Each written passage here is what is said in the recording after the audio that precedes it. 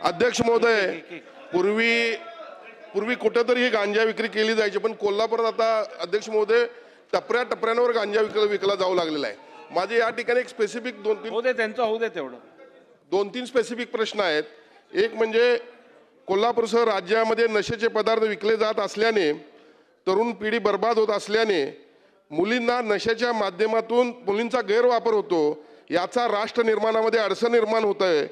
या पोलिसांच्या कारवाईच्या जोडीला शाळा आणि कॉलेजमधून देखील याचं प्रबोधन होणं गरजेचं आहे. तसंच चित्रपटातून जे नशेचं उदात्तीकरण सुरू आहे ते थांबलं पाहिजे. यासाठी आपण काही कायदा करणार आहोत का?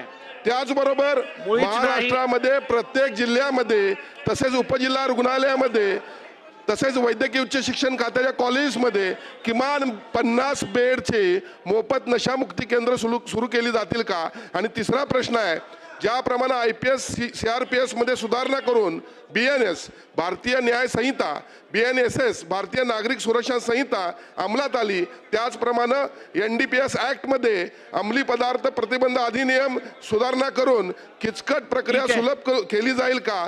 तसेच ज्या ठिकाणी अंमली पदार्थाची विक्री सुरू असते तेथील संबंधित अधिकाऱ्यावर कारवाई होईल का?